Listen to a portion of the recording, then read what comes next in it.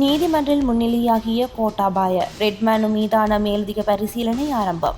Easter ஞாயிறு பயங்கரவாத தாக்குதல்கள் தொடர்பான விசாரணைகள் குறித்து பயங்கரவாத தடுப்புச் சட்டத்தின் கீழ் தனது கைது மற்றும் தடுப்பு காவலை தடுக்கும்படி கோரி முன்னாள் ஜனாதிபதி கோட்டாபாய ராஜபக்ஷ தாக்கல் செய்த ரிட்மனு மீதான மேலதிக பரிசீலனைக்காக மேல்முறையீட்டு நீதிமன்றம் ஆகஸ்ட் 3ஆம் தேதிக்கு ஒத்திவைக்கப்பட்டுள்ளது.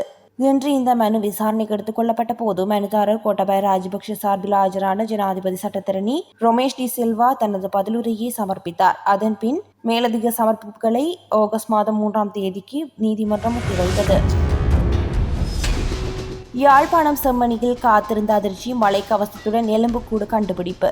யாழ்ப்பாணம் செம்மணி சிந்துபாத்தி மனித புதைகுழியில் இன்றைய அகழ்வாய்வில் மழை கவசத்துடன் ஒரு சிறுவனுடைய எலும்புக்கூட்டு அடையாளம் காணப்பட்டுள்ளது.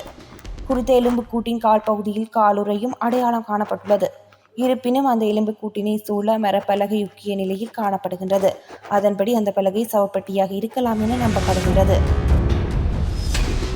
கருப்பு ஜூலை எப்படி உருவானது? அமைச்சர் ராமலிங்கம் சந்திரசேகர் என்று பாராளுமன்றில் கொந்தளிப்பு. 1981ஆம் ஆண்டு அதாவது தேர்தலில் மோசடி செய்து அதை கொள்ளையடித்தது மாத்திரமல்ல, அதன் மூலமாக தமிழர்கள் மத்தியில் இருந்த எங்களுக்கு சொந்தமாக இருந்த எங்களுடைய இதயமாக கருதப்பட்ட யாழ் நூலகத்தை எரித்து சாம்பலாக்கி 97,000 புத்தகங்களை கொளுத்திய பாவித்தனமான நபர்கள் வேறு யாருமல்ல, இந்த காமினி ஜெயவிக்ரமா என்கின்றவன், இந்த காமினி சலாக்கி என்கின்றவன், சிறில் மத்து என்கின்றவன் அன்றைக்கு யாழ்ப்பாணத்திற்கு சென்று அங்க இருக்கின்ற முதலில் தேர்தல் மோசடி செய்தார்கள். பிறகு அங்கு இருக்கின்ற மக்களுடைய வாழ்வாதாரமாக இருக்கின்ற இதயமாக கருதப்பட்ட யாழ் நூலகத்தை எரித்து சாம்பலாக்கிய பாவிகள் வேறு யாருமல்ல உறுப்பினர் அவர்களே, இந்த ஐக்கிய தேசிய கட்சியாகும். அந்த ஐக்கிய தேசிய கட்சிக்கு பின்னால் ஓடுகின்றவர்கள், அந்த ஐக்கிய தேசிய கட்சியில் இருக்கின்ற காலை நக்கி பிழைக்கின்றவர்கள் இன்றைக்கு எங்களை பார்த்து எள்ளி நகையாடுகின்ற நடவடிக்கைகளை முன்னெடுக்கின்றார். அதனால் அந்த மாதிரியான பைத்தியக்காரர்கள், மோசடிக்காரர்கள், அந்த மாதிரியான முட்டாள்களோடு எங்களுக்கு எந்த விதமான வாதம் கிடையாது. கூட்டு எதிர்க்கட்சிகளின் கூட்டத்தில் இணைந்த ரணில். எதிர்க்கட்சித் தலைவர் அலுவலகத்துக்கு விரைந்த ரணில் நாமல். உயர் நீதிமன்றம் மற்றும் மேன்முறையீட்டு நீதிமன்ற நீதியரசர்களின் ஓய்வு பெறும் வயதை நீடிக்கும் அரசாங்கத்தின் யோசனை தொடர்பில் எதிர்க்கட்சியின் பிரதிநிதிகள் நடத்தும் விசேட கலந்துரையாடல் இன்று இடம்பெற்றுள்ளது. எதிர்க்கட்சித் தலைவர் சஜித் பிரேமதாசவின் அழைப்பின் பேரில் நடத்தப்படும் இந்த கூட்டம் கொழும்பில் உள்ள எதிர்க்கட்சித் தலைவர் அலுவலகத்தில் நடைபெற்றுள்ளது. கூட்டத்தில் முன்னாள் ஜனாதிபதி ரணில் விக்ரமசிங்க, எதிர்க்கட்சித் தலைவர் சஜித் பிரேமதாச, சர்வஜன அதிகாரத்தின் தலைவர் திலித் ஜே வீர, இலங்கை பொதுஜன பெரமுனவின் தேசிய அமைப்பாளர் நாமல் ராஜபக்ஷ, முன்னாள் பிரதமர் தினேஷ் குணவர்த்தன உள்ளிட்ட எதிர்க்கட்சியை சேர்ந்த பல பிரதிநிதிகள் கலந்து கொண்டுள்ளனர். இதன்போது தனிநபர் அரசியலை விட நாட்டின் மக்களின் நலனே முன்னுரிமை என்பதால் எவ்வளவு சவாலான சூழ்நிலையாக இருந்தாலும் கொள்கை அடிப்படையிலான தீர்மானங்களை எடுப்பதில் தாம் ஒருபோதும் பின்வாங்க போவதில்லை என நாமல் ராஜபக்ஷ தெரிவித்துள்ளார்.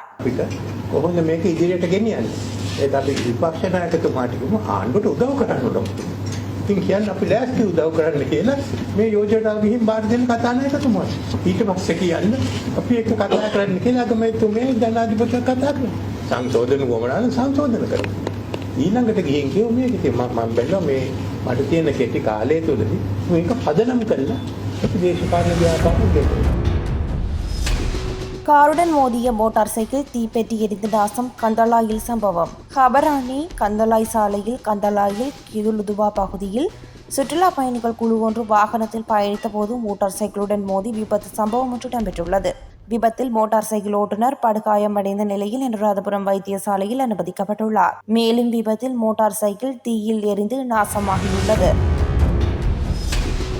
யாழ்ப்பாணத்திற்கு புத்த சாசன சமய அமைச்சர் வருகை. தையிட்டி விகாரை பகுதிக்கு செல்ல போவதாகவும் தெரிவிப்பு.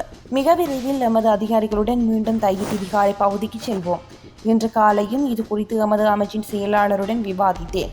எனவே மக்களுக்கு சொந்தமான காணி மக்களுக்கு கிடைக்க வேண்டும், விகாரைக்குரிய காணி விகாரைக்கு கிடைக்க வேண்டும். இவ்வாறு புத்த சாசன சமய மற்றும் கலாச்சார அலுவலர்கள் அமைச்சர் பேராசிரியர் கினிதுமசுனிசனவி தெரிவித்துள்ளார். ඒ වගේම ආණ්ඩුකාරතුමා විශේෂයෙන්ම දිස්ත්‍රික් ලේකම්තුමා ප්‍රාදේශීය ලේකම්තුමිය ඇතුළු සියලුම පාර්ශව පාර්ලිමේන්තුවටත් මගේ අමාත්‍යාංශයටත් කීපවරක්ම කැඳවලා මේ සාකච්ඡාව කරා. ඒ වගේම ඒ ප්‍රදේශයේ ඉඩම් හිමි ඒ ජනතාවත් අප මුණ ගැසුණා. ඉතින් ඒ සාකච්ඡාවල ප්‍රතිඵලයක් හැටියට මීට මාසයකට දෙකකට එපිට දවසකදී අදාළ මැනුම් කටයුතු කරන්න සියලුම නිලධාරීන් වලිකාමම් ප්‍රදේශයට තයිඅඩි ප්‍රදේශයට ආවා. නමුත් එතන ඇති වුණු පුංචි ගැටලුවක් නිසා ඒක කරගන්න ලැබුණේ නැහැ.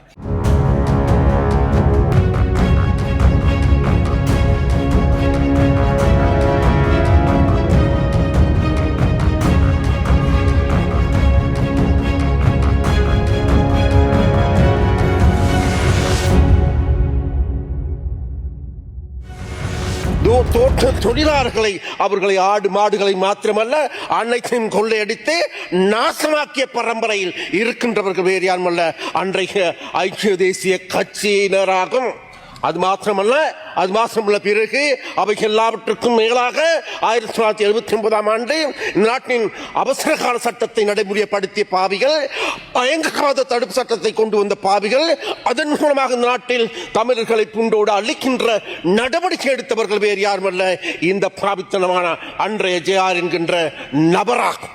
அது மாத்திரமா 1981 ஆண்டு இந்த நாட்டில் விசேடமாக வடகிழக்கில் இருக்கின்ற இளைஞர்கள், தமிழ் இளைஞர்கள் தாங்களுடைய அதாவது விசேடமாக ஜனநாயக ரீதியான எதிர்பார்ப்பு, அது மாத்திரமல்ல அவர்கள் வாக்கு மீது நம்பிக்கை வைத்து விசேடமாக மாவட்ட அபிவிருத்தி சபை தேர்தலில் போட்டியிட்டார்கள், செயற்படுகின்ற பொழுது அந்த மாவட்ட அபிவிருத்தி சபை என்கின்ற அந்த நம்பிக்கைக்கு, ஓட்டின் மீது இருந்த நம்பிக்கைக்கு வேட்டு வைத்து அன்றைக்கு விசேடமாக 1981 ஆண்டு அதாவது தேர்தலில் மோசடி செய்து அதை கொள்ளையடித்தது மாத்திரமல்ல அதன் மூலமாக தமிழர்கள் மத்தியில் இருந்த எங்களுக்கு சொந்தமாக இருந்த எங்களுடைய இதயமாக கருதப்பட்ட யாழ் நூலகத்தை எரித்து சாம்பலாக்கி 97,000 புத்தகங்களை கொளுத்திய பாவித்தனமான நபர்கள் வேறு யாருமல்ல இந்த காமினி ஜெயவிக்ரமா என்கின்றவன், இந்த காமினி சனாக்கி என்கின்றவன், சிறில் மச்சு என்கின்றவன் அன்றைக்கு யாழ்ப்பாணத்திற்கு சென்று அங்க இருக்கின்ற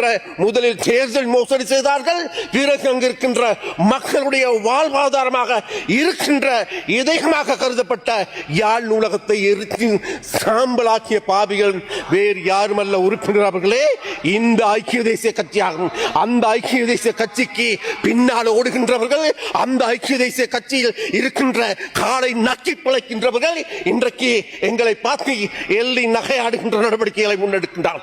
அதனால் அந்த வாசியான பைத்தியக்காரர்கள், மோசடிக்காரர்கள், அந்த மாதிரியான முட்டாள்களோடு எங்களுக்கு எந்த விதமான வாதம் கிடையாது.